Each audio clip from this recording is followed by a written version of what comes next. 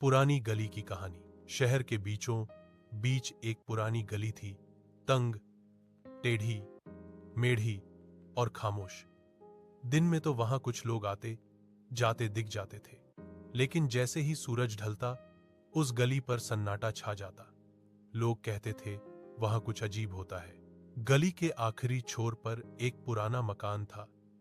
ईंटों से झड़ती दीवारें, टूटी खिड़कियां और दरवाजे पर लटकता जंग लगा ताला। कोई नहीं जानता था कि उस मकान में आखिरी बार कौन रहा था।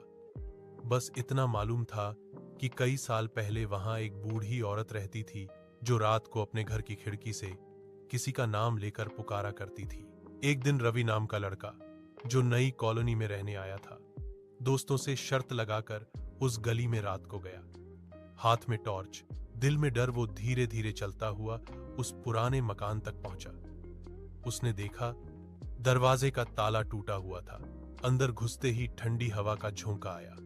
कमरे में धूल भरी दीवारों पर किसी के हाथों के निशान थे। अचानक ऊपर वाली मंजिल से ठक ठक की आवाज आई। रवि की सांसें रुक गईं। उसने टॉर्च ऊपर की तरफ उठाई। सीढ़ियों पर किसी के कदमों की परछाई दिखी। वो धीरे से बोला, कौन है वहां? अचानक एक आवाज आई, तू लौट जा, देर हो गई है। रवि ने भागने की कोशिश की, लेकिन दरवाजा अपने आप बंद हो गया। टॉर्च बंद हो गई और उस अंधेरे में उसे किसी ने उसके कंधे पर हाथ रखा। अगली सुबह लोग उस गली में रवि की टॉर्च और एक पुरानी चुन्नी पड़ी मिली। रवि कभी वापस नहीं आया। उसके बाद से जब भी कोई उस गली से रात में गुजरता है, किसी को धीमी आवाज में अपना नाम पुकारता हुआ सुनाई देता है।